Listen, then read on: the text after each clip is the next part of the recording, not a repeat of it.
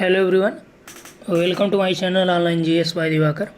इस वीडियो में हम लोग यूनिट नंबर 9 जो यूजीसी नेट का है, जिसमें ज्योग्राफिकल टेक्निक्स के बारे में बात करेंगे। इसमें हम लोग स्लोप एनालिसिस के बारे में बात करेंगे, साथ ही साथ इसमें आपका ग्राफ के बारे में यहाँ पे डिस्कशन होगा, जिसमें 10 प्रश्नों के आधार पे हम लोग यहाँ पे डिस्कस करेंगे। इन 10 प्रश्नों से पूरा टॉपिक जो यहाँ पे दिया गया है मैक्सिमम आपका यहाँ से कंप्लीट हो जाएगा, ठीक। और पेड बैच में आपको ये चीज़ें कराई गई हैं, तो निश्चित तौर पे यहाँ पे आप कोशिश करिए कि 10 में से आपके कितने प्रश्न सही होते हैं, ठीक।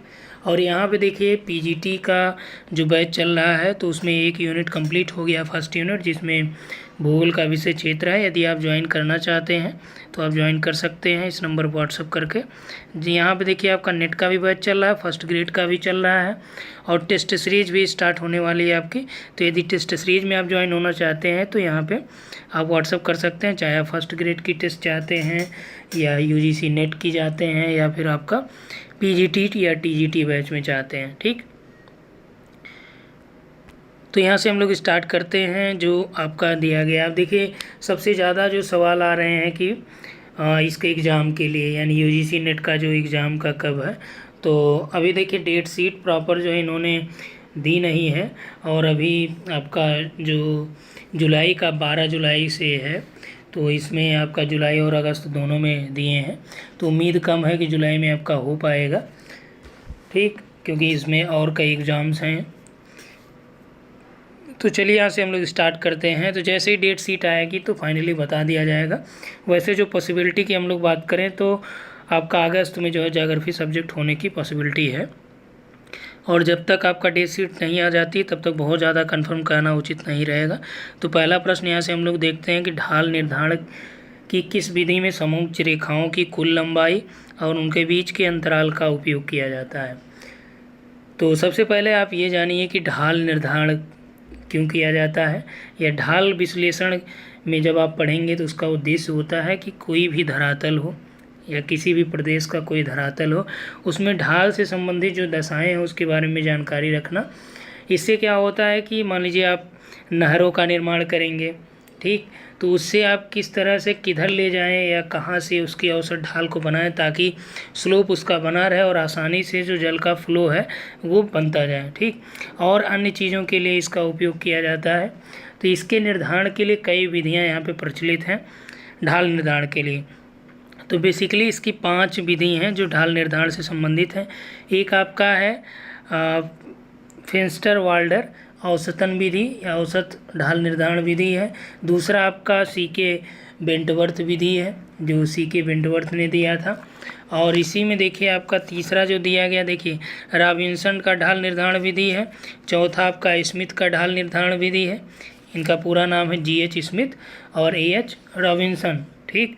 और जो लास्ट वाला है इसमें देखिए विकल्प में हमने रखा भी है, लास्ट वाला जो है ये 5वां है, रेज व हेनरी की जो ढाल वर्ग विधि है। ढाल निर्धारण के लिए ये वर्ग विधि का उपयोग किए थे, ठीक। तो ये 5 विधियां हैं। अब इन 5 विधियों पे आधारित यहाँ पे प्रश्न है। इससे क्या होगा कि आपका पूरा जो ढाल निर्धारण विधि आपका आपके सिलेबस में दिया गया वो क्लियर हो जाएगा, ठीक। तो इसमें दिया है कि ढाल निर्धारण की किस विधि में समोच्च रेखा यानी कंटूर लाइन का उपयोग किया गया। इसमें कंटूर लाइन की टोटल लंबाई और उनके बीच का जो अंतराल है उसका उपयोग किया गया, ठीक। तो यह किस में उपयोग किया गया, यह आपका जो है उपयोग किया गया, विकल्प है आपके पास बेंटवर्थ विधि, फिंस्टर वाल्डर विधि और रॉबिन्सन ढाल विधि और स्मिथ का ढाल निर्धारण विधि। तो यहाँ पे जो आपका राइट आंसर हो जाएगा वो हो जाएगा फिंस्टर वाल्डर औसत विधि।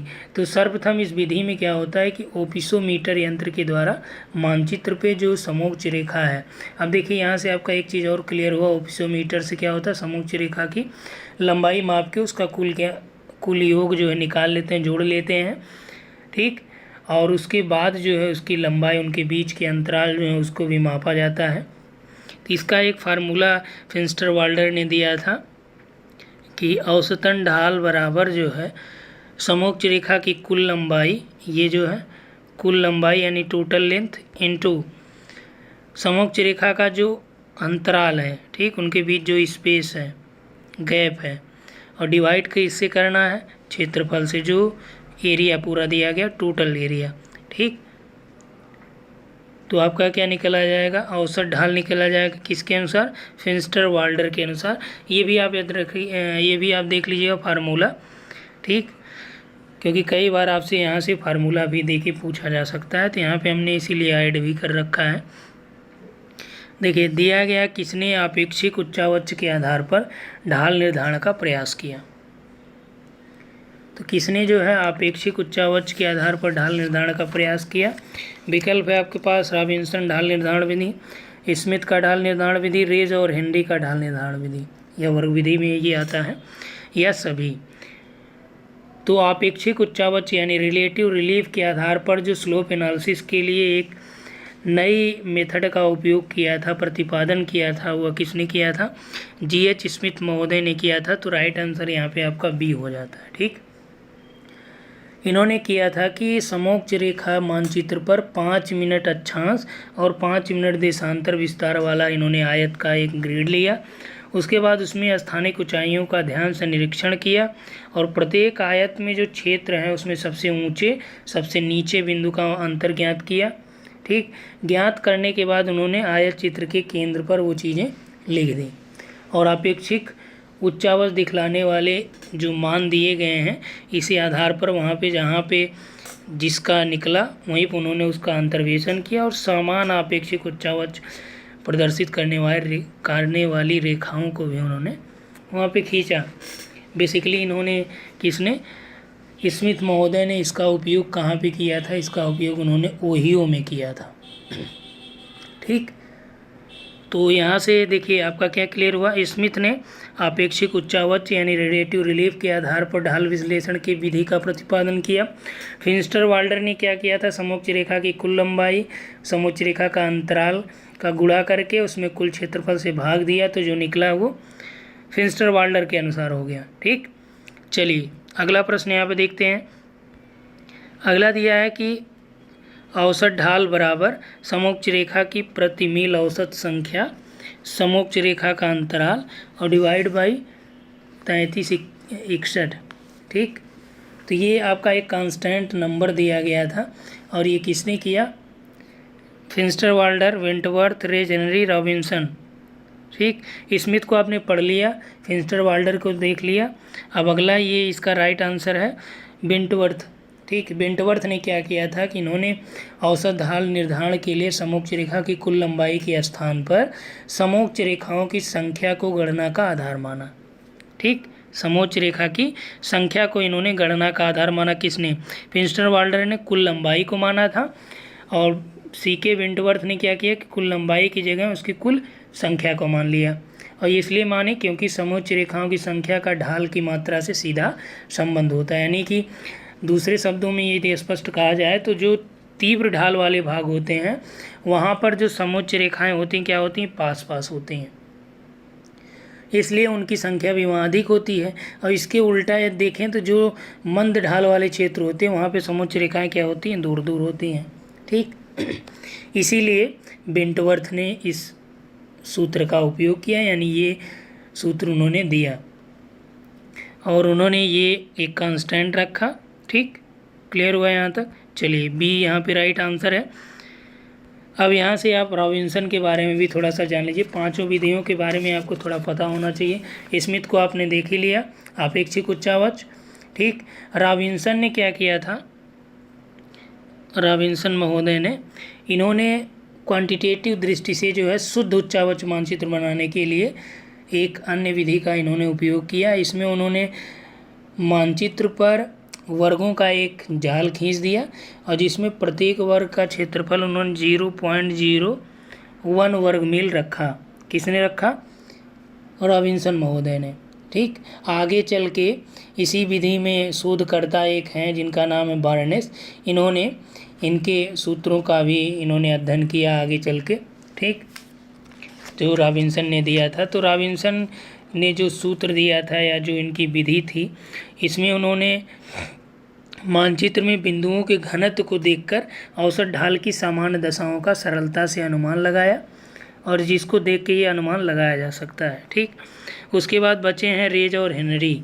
तो रेज हेनरी ढाल वर्ग विधि में क्या हुआ था कि रेज और हेनरी ने जो G.H. स्मिथ की आपेक्षिक उच्चावच विधि थी उसके अनुसार न्यू इंग्लैंड का भूडाल मानचित्र बनाकर और उससे निष्कर्ष निकाला कि इस प्रकार के क्षेत्रों के लिए स्मिथ की विधि उपयुक्त नहीं है और इस क्षेत्र के संप्राय मैदान में संकीर्ण और गहरी घाटियों के कारण समोच्च रेखीय मानचित्र पर बनाया गया जो 5 मिनट अक्षांश और 5 मिनट देशांतर विस्तार वाला जो अपेक्षिक उच्चावच का मान है ये अधिक बढ़ जाता है, जिससे अनेक जगह का जो धरातल है वो या उसके जो लक्षण है वो लुप्त हो जाते हैं। ठीक, इसीलिए इन्होंने क्या किया कि समोच्च रेखा घनत्व सूचक के लिए इन्होंने ढाल वर्ग विधि अपनाया और ढाल वर्ग विधि में इन्होंने अनेक चीज़ों को यहाँ पे फॉलो किया। ठीक, उसके बाद देखिए अब बहुत ज़्यादा डिटेल के लिए जो पेड बैच है उसमें आप लोगों को पढ़ाया भी गया है रेज और एंडी। तो यहाँ पे बेसिकली बताने का मतलब ये है कि आप इससे परिचित हो जाएं कि आखिर ये भी एक थ्योरीज हैं जो ढाल विश्लेषण से संबंधित हैं। ठीक, यहाँ तक क्लियर हो गया। चलिए अब हम लोग आगे आते हैं जहाँ पे ग्राफ से रिलेटेड प्रश्नों को देखेंगे। तो नेक्स्ट क्वेश्चन है कि फसलों का क्षेत्रफल और वर्धन काल का उस क्षेत्र की जलवायु से संबंध प्रदर्शित किया जाता है। यानी जो फसल है उसका क्षेत्रफल और उसका वर्धन काल यानी ग्रोइंग सीजन, जो उसकी वृद्धि दर है या वृद्धि का जो टाइम है, उस क्षेत्र की जलवायु से संबंध प्रदर्शित करता है। यह किस ग्राफ में अंकित किया गया, या इस तरह से आप कहें इसको कि फसलों का क्षेत्रफल और वर्धन काल का उस क्षेत्र की जलवायु से संबंध प्रदर्शित करने वाला ग्राफ क्या कहलाता है। ठीक, विकल्प है आपके पास अर्गोग्राफ, क्लाइमोग्राफ, हाइग्रोग्राफ या क्लाइमेटोग्राफ। तो राइट आंसर क्या हो जाएगा यहाँ पे आपका एर्गोग्राफ हो जाएगा। एर्गोग्राफ में क्या होता है, इसमें आरेख और आलेख दोनों विधियों का मिला जुला एक प्रयोग इसमें देखने को मिलता है, जिसमें हम लोग फसलों का क्षेत्रफल और उसके ग्रोइंग सीजन को टेम्परेचर, रेनफॉल और रिलेटिव ह्यूमिडिटी से संबंध इसमें स्थापित किया जाता है, जिसमें आप जनवरी, फरवरी या 12 महीने के चिन्ह उसमें दिखाए जाते हैं। और ऊर्ध्वाधर अक्ष पे उसका क्या होता है, टेम्परेचर होता है, रिलेटिव ह्यूमिडिटी होती है और रेनफॉल की मापनियाँ वहाँ पे दी गई होती हैं। ठीक, तो आपसे प्रश्न आए ये याद रखिएगा, फसलों का क्षेत्रफल और वर्धन काल किस पे दर्शाया जाता है, आर्गोग्राफ पे, और उस क्षेत्र की जलवायु का संबंध भी उसी से होता है। तो डायरेक्ट ये लाइनें पूछी गई हैं। आप प्रीवियस ईयर देखेंगे या प्रीवियस ईयर देखिए, थोड़ी देर में आपको उपलब्ध करा दिया जाएगा। तो जो बैच है उसमें दिया गया होगा, नहीं तो उपलब्ध करा दिया जाएगा। तो उसमें आप देखिएगा कि ये प्रीवियस ईयर में पूछा गया। तो अर्गोग्राफ यहाँ पे आपका राइट है, इसे इर्गोग्राफ भी कहते हैं, याद रखिएगा। अर्गोग्राफ या इर्गोग्राफ भी इसे कहते हैं। और आगे चल के 1938 में जो है ओग्लेवी महोदय ने क्या किया था कि इसकी खोज की थी। ठीक, जिसे ओग्लेवी का एर्गोग्राफ भी कहते हैं। तो वो आगे आपको यहाँ पे देखने को मिलेगा। आगे देखिए यहाँ पे क्लाइमेटोग्राफ को हार्टसोन ने क्या कहा था। तो यहाँ पे दिया गया है कि क्लाइमेटोग्राफ को हार्टसोन ने क्या कहा था, आरेख, जलवायु आरेख, ध्रुवी चार्ट या घड़ी आरेख। ठीक, तो क्लाइमेटोग्राफ क्या होता है इसको भी समझ लीजिए कि क्लाइमेटोग्राफ के द्वारा किसी स्थान के मासिक तापमान और मासिक वर्षा, याद रखिएगा कौन सा, महीने का तापमान और महीने भर की वर्षा, दोनों दशाओं को इसमें प्रकट किया जाता है। और एक प्रकार का जो है क्लाइमेटोग्राफ क्या है, वृत्तारेख है। क्या है, वृत्ताकार का आलेख है, जिसे इरविन रेज ने आरेख कहा था। आरेख किसने कहा, इरविन रेज। ठीक, और मुन्स महोदय ने इसे जलवायु आरेख कहा था। मुन्स और हार्टसोन ने जलवायु आरेख और TW बर्च ने ध्रुवी चार्ट कहा था। ठीक, तो मुन्स और हार्टसोन ने क्या बोला था, जलवायु आरेख बोला था। तो यहीं पे पूछा गया है कि हार्टसोन ने क्लाइमेटोग्राफ को क्या बोला था, जलवायु आरेख। मुन्स ने भी जलवायु आरेख कहा था। बर्च महोदय ने ध्रुवी चार्ट कहा था। बर्च ने ध्रुवी चार्ट कहा था और घड़ी आलेख नाम से इसे पुकारा था। तो ये टोटल आपका क्लाइमेटोग्राफ है। इसमें क्या होता है कि जो इसमें रचना विधियाँ की गई हैं, तो इसमें इसको बताने का काम जो है इरविन रेज ने किया था। रेज ने आरेख या क्लाइमेटोग्राफ में औसत मासिक तापमान और औसत मासिक वर्षा के 2 चक्र बनाकर किसी एक चक्र से घिरे भाग को उसमें उन्होंने दिखाया था। ठीक, तो ये आप उसमें देख पाएंगे। और इसमें क्या होता है कि इसमें ओग्लवी का जो अर्गोग्राफ है, इसमें बताई गई विधि के अनुसार ही ये भी एक प्रकार से उसी से रिलेट करता है, लेकिन इसमें क्या होता है कि इसमें मौसम से रिलेटेड दशाओं को प्रदर्शित किया जाता है, मासिक तापमान और मासिक वर्षा को, किसमें, क्लाइमेटोग्राफ में। ठीक, तो यहाँ तक क्लियर हुआ।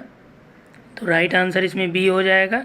और क्वेश्चन नंबर 5 देखिए, 5 हो गया। 6 देखिए, 6 में दिया है कि औसत मासिक तापमान और मासिक वर्षा दोनों दशाएं प्रकट करने वाला आरेख कौन सा है, जिसे रेज ने आरेख का, देखिए ऊपर अभी आपसे बताया गया है। तो आरेख यानी कि स्पोक आरेख, जिसे कहा किसने, रेज महोदय ने। तो ये आपका राइट आंसर क्लाइमेटोग्राफ है। ठीक, चलिए अगला देखिए, हुआ ग्राफ जिस पर औसत मासिक तापमान और अपेक्षित आर्द्रता का निरूपण किया जाता है, जिसे टेलर ने पहली बार प्रयोग किया। तो ध्यान से पढ़िए इसको कि वह ग्राफ जिसे औसत मासिक तापमान, अभी आपने क्लाइमेटोग्राफ में किया देखा औसत मासिक तापमान और मासिक वर्षा, जबकि इसमें पूछ रहा है कि औसत मासिक तापमान और आपेक्षिक आर्द्रता, जबकि उसमें क्या था, वर्षा था। इसमें क्या है, आपेक्षिक आर्द्रता की बात की जा रही है। ठीक, या आर्द्र बल्ब का तापमान भी दे सकता है। तो ये किस ग्राफ के बारे में बात किया जाता है, जिसे टेलर ने पहली बार उपयोग भी किया था। तो ये देखिए क्लाइमोग्राफ है, क्लाइमेटोग्राफ है, अर्गोग्राफ है। तो क्लाइमेटोग्राफ भी आपने देखा, अर्गोग्राफ भी आपने जाना। राइट आंसर इसमें हो जाएगा क्लाइमोग्राफ। ठीक, तो क्लाइमोग्राफ को क्लाइमोग्राम भी कहते हैं, ये भी ध्यान रखिएगा। और इसके पहली बार जो है 20वीं सदी के प्रथम चरण में ग्रिफिथ टेलर नामक प्रसिद्ध भूगोलवेत्ता ने इसका उपयोग किसके लिए किया था, शारीरिक क्रियाओं पर तापमान और आपेक्षिक आर्द्रता के प्रभाव को प्रकट करने के लिए पहली बार टेलर ने इस तरह का आलेख बनाया था और उन्होंने इसे क्लाइमोग्राफ नाम से संबोधित किया था। ठीक, उसके बाद देखिए नेक्स्ट क्वेश्चन है। अब ये पूरा आपका, ये भी देखिए प्रश्न आपसे पूछा गया है। और ये जो ग्राफ है या ये चीज़ें जो बताई जा रही हैं, ये आपका फर्स्ट ग्रेड के एग्ज़ाम में भी पूछा जाता है। असिस्टेंट प्रोफेसर चाहे आप किसी राज्य का देने जाएंगे, हर जगह ये प्रश्न पूछा जाएगा। अभी देखिए हिमाचल प्रदेश का आया था, 12 सीटें वहाँ पे ज्योग्राफी की थी आई थिंक। तो वहाँ पे भी देखिए आपका सिलेबस में प्रैक्टिकल है। ठीक, तो यहाँ पे जो दिया गया प्रश्न की ये आपका फिगर दिखाया गया, जिसमें एक तरफ लिखा है स्कॉर्चिंग, एक तरफ मगी, एक तरफ कीन है, एक तरफ रहा है। ठीक, और इधर दिखाया गया क्या, रिलेटिव ह्यूमिडिटी, और इधर आपका है वेट बल्ब टेम्परेचर यानी आर्द्र बल्ब तापमान, और ये यानी एक प्रकार का क्या है, क्लाइमोग्राफ है। ठीक, अब इसमें जो दिखाया गया, इसमें पूछ रहा है कि चित्र में दिखाया गया क्लाइमोग्राफ जिसे टेलर ने बनाया है, जलवायु की दशाएं सत्य हैं, यानी जो स्कॉर्चिंग, मगी, कीन, रा ये सब दिखाई गई हैं, इसमें जो प्रकट करता है ये कौन सा सही दिखाया गया है। ठीक, तो इसमें देखिए आपका जो दिखाया गया है ये सभी सही दर्शाए गए हैं। स्कॉर्चिंग भी आपका यहाँ पे अपनी स्थिति में है, मगी भी वही है, ठीक, रा भी वही है और कीन भी वही है। तो टेलर का जो क्लाइमोग्राफ था, इसका मूल उद्देश्य ये था कि उष्णकटिबंधीय प्रदेश में जो यूरोपवासी हैं उनके निवास की संभावनाओं और सीमाओं को इंगित करना था। इसलिए उन्होंने क्लाइमोग्राफ के उत्तरी पूर्वी और दक्षिणी पूर्वी, दक्षिणी पश्चिमी व उत्तर पश्चिमी कोनों में, तो सबसे पहले इन्होंने उत्तर पूर्वी, देखिए कौन सा हो जाएगा, नॉर्थ, साउथ, ईस्ट, वेस्ट। तो उत्तर पूर्व कौन सा हो गया, ये हो गया। तो मगी क्या हो गया, उत्तर पूर्वी हो गया।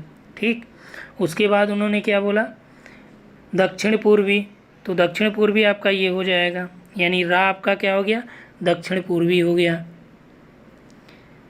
उसके बाद आपका आता है दक्षिण पश्चिमी, तो दक्षिण पश्चिमी में देखिए आपका ये दक्षिण है और ये आपका पश्चिम है, तो बीच में यानी कि दक्षिण पश्चिमी में आपका क्या आ जाएगा, कीन आ जाएगा। और उसके बाद लास्ट बचता है जिसमें उन्होंने क्या बोला, उत्तर पश्चिमी। तो ये नॉर्थ है, ये साउथ है, ये नॉर्थ, ये साउथ, ये वेस्ट है, तो उत्तर पश्चिमी यानी ये आपका क्या हो गया, स्कॉर्चिंग। ठीक, तो इस तरह से इन्होंने ये प्रदर्शित किया था किस पे, क्लाइमोग्राफ पे। किसने प्रदर्शित किया था, टेलर महोदय ने किया था। ठीक, इसके पहले देखिए टॉलमी का नाम आया था, जिसमें ज़्यादातर लोग कह रहे थे कि टॉलमी रोमन है।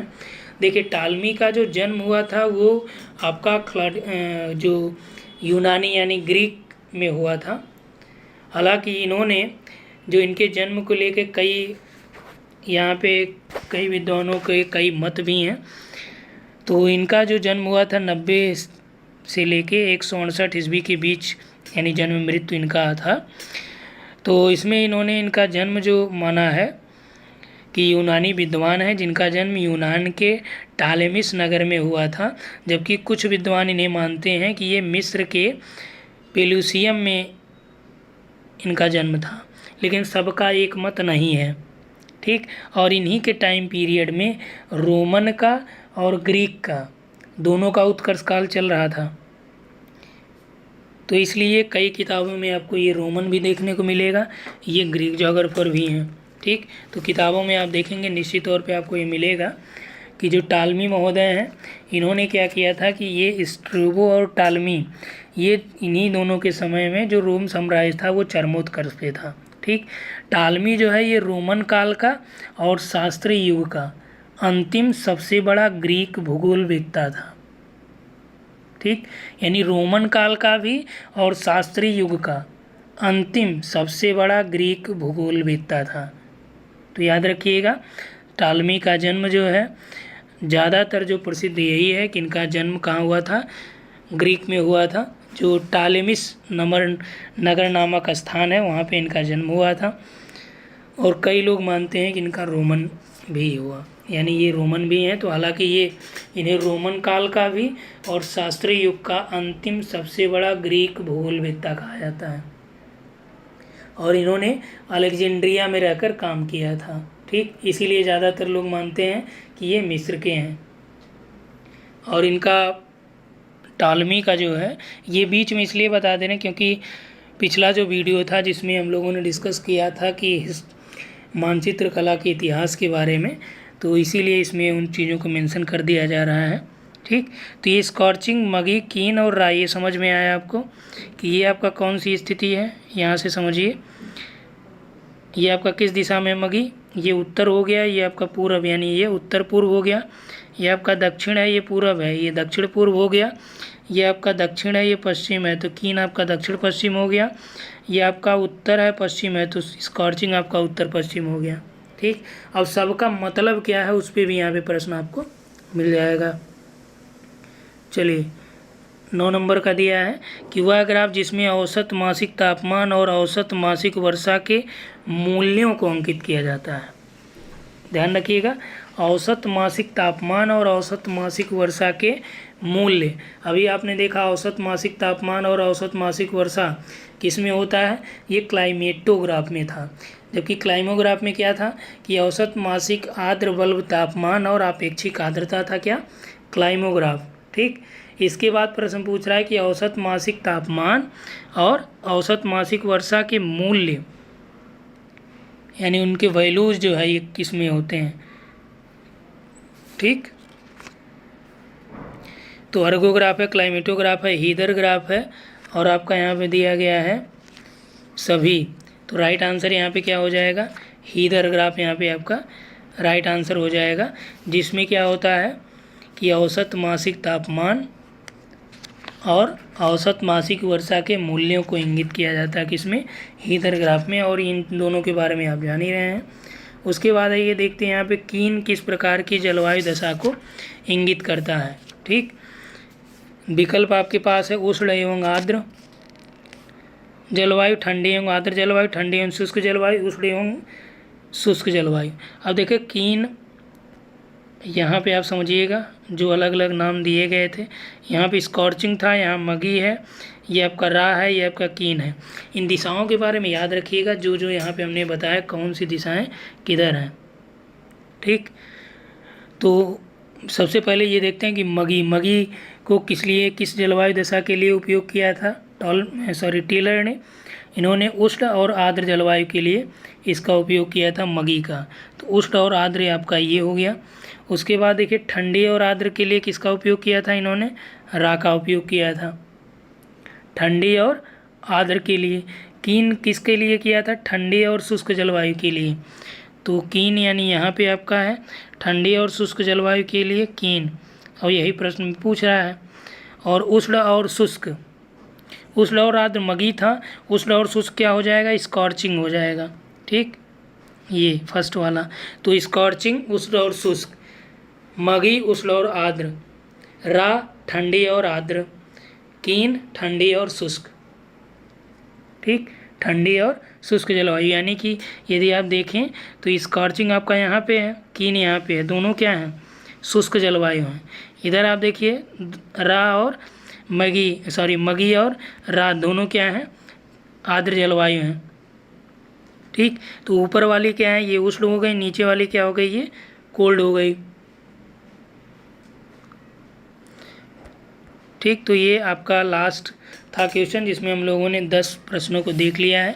इससे आपका क्लाइमोग्राफ, क्लाइमेटोग्राफ, एर्गोग्राफ और हीदर ग्राफ भी यहाँ से क्लियर हो गया है।